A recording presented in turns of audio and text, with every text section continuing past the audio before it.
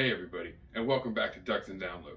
So in this video, I wanted to go over my top 10 beasts of the Star Wars universe. Now, as this is a personal top 10, I apologize to anyone if your favorite little Star Wars pet wasn't on this list. Might be just not personally something that I'm going into. Now, also, this is a beasts list, so I'm going to be taking out a lot more of the domesticated animals.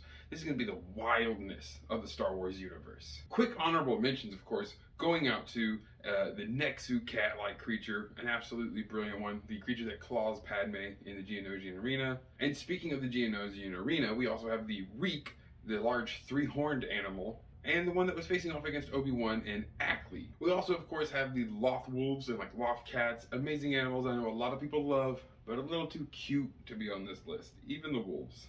And another honorable mention to the recently canonized Kinrath that we got to see in the Bad Batch Season 2. So let's start this off with number 10. I'm going to be going deep into a bit of legends, kind of half canon for this one, and starting off with the Rakghouls. Now, I'm putting Rakghouls in this list of beasts because I know they might have been humans that were transformed. The Rakghoul disease turns its victims into such basic, minor, thought-provoked, survival instinctual, really only kind of creatures that they become far more beast-like. And, of course, as we know through the Star Wars The Old Republic MMO, eventually will actually evolve to have their own speech patterns, force abilities, and create another culture almost altogether from the Rakghouls. We see them on the planet Terrace. The galactic rumor mill says that the Rakghoul disease its very self was started by a Sith Lord. Number 9 is going to be a very beautifully bright, brilliant animal that we even get to see Obi-Wan Kenobi on for a good little while. That would be the Varactyl, having a home planet of Utapau, but being seen in many other planets in the video game world.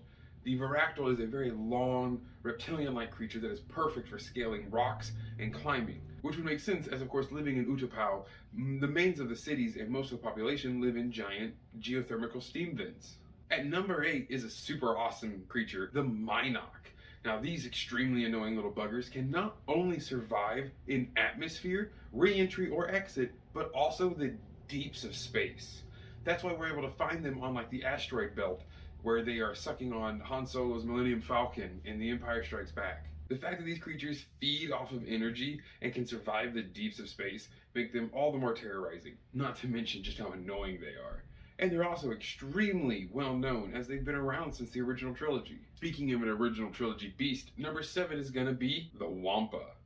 Now, sadly, Jedi Survivor hasn't come out yet, so we don't know if these other Wampa are going to be on Kashyyyk or if they were put there on purpose. So maybe Wampas do come from other planets, but so far the homeworld for the Wampa is Hoth. Now, I actually recently just listened to the certain point of view Empire Strikes Back tales, and the story about the Wampa was way sadder than I expected it to be. A very sentient race with a strong connection to the core of Hoth and the force that moves within their planet. These hunters survive solely off of their ice caves and feeding on tauntauns and other creatures. They're far smarter than we thought when you go through the certain point of view book. Almost like a abominable snowman level. Just a very intelligent but brutish, large, fur-covered animal. The Wampas were terrifying when I was a young child, especially in that scene where the arm just comes out of nowhere and takes out the tauntaun. You couldn't make a list like this and not have a Wampa on there somewhere. Number 6, we're going to the Sith home planet of Korriban. Now, of course, there are plenty of Sith spawn and horrific creations of Sith abominations alchemy that reside on Korriban or the planets around. There, of course, are things like the Leviathan. I won't call that one exactly a beast to put on this list due to the fact that the Leviathan is very permanently handcrafted by an ancient Sith Lord. But we will be talking about the Tukata. The Tukata are almost like a dog-like species, extremely loyal to any Sith Lord powerful enough to break their crazy will. And of course, as these species of dog-like creatures does reside on Korriban and guard many a Sith tomb, not only are they imbued with the dark side themselves, but they almost seem to have a feed off of it ability and really can gain frenzy-like abilities when surrounded deeply into the dark side. The Tukata have been altered throughout time by Sith, of course, as Sith do like to tamper with the evolutionary track of things. But the Tukata itself is an amazingly loyal Sith hound, but will also bite its master the second it becomes too weak, embodying the true essence of the Dark Lords. Now, of course, we're getting into number 5, and from here on out, it's the heavy hitters. With number 5, we're going to be starting with the Zillo, or Zillo Beast, as it's more commonly known. Hailing from the planet of Malastare, this creature is one of the most dangerous creatures in the Star Wars galaxy.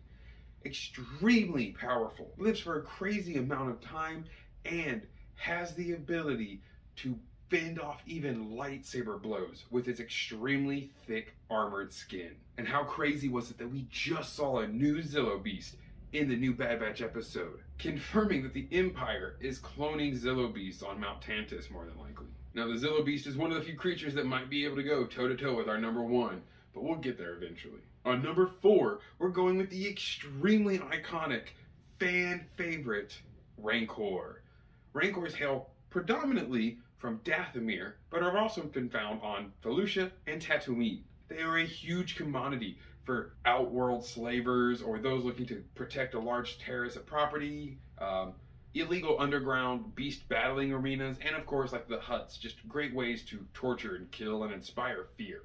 Rancors have been used throughout history. Even the Dathomirians, who have been riding the Rancors since the dawn of their species pretty much, have built very, very good connections with these creatures, proving that even them, like the Wampas, have a much higher cognitive ability than a lot of people would give them credit.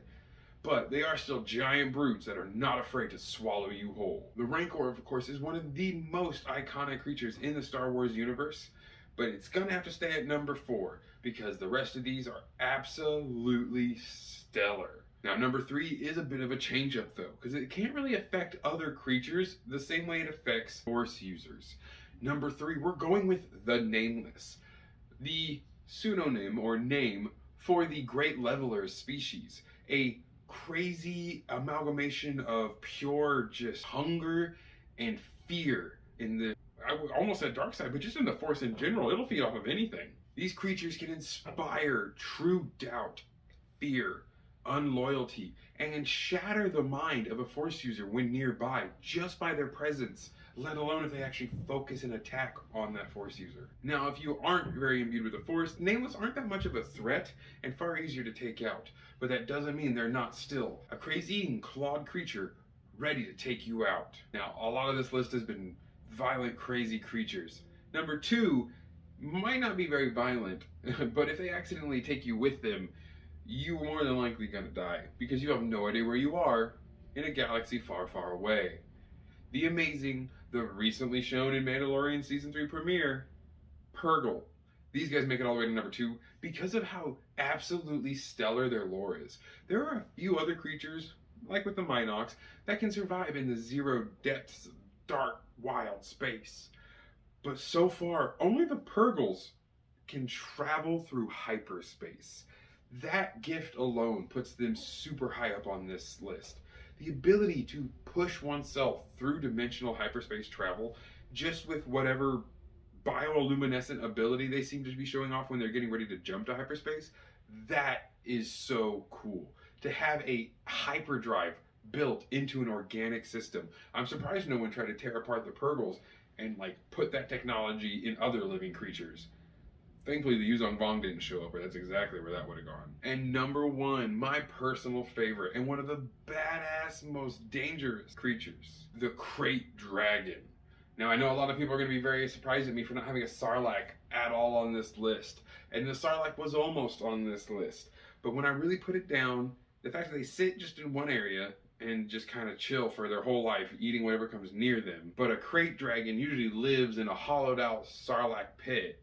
Yeah, the Krayt Dragon had to win out and become the number 1 slot for my top 10 beasts. As far as we know, hailing entirely from Tatooine, the Krayt Dragon is an enormous beast of a creature that we've gotten to see in Mandalorian Season 2. Without any problem able to swallow a bantha or 3 whole, Krayt Dragons almost never stop growing, and great Krayt Dragons can get to absolutely crazy, almost city block size creatures. It is reported that the skeleton we see in A New Hope is not even a great Krayt Dragon.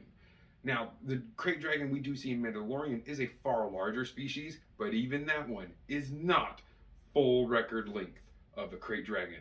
And known for one of their most absolutely coveted possessions, the Krayt Dragon Pearl. We don't know exactly what it does in canon, but in the KOTOR games, the Krayt Dragon Pearl was an amazingly powerful crystalline that someone could use to help power up a lightsaber. The Krayt Dragon Pearl is right up there with Kyber Sadly, none of that is canon, but hopefully one day we'll get to know a little bit more about what they do with such an amazing pearl. Alright, now I know these top 10 lists can cause a lot of discourse, but please put down in the comment section what you think the #1 creature in all of Star Wars is, and give me a reason why. Thank you so much for stopping by this evening, and I hope you have an amazing rest of your day. And as always, may the Force serve you well.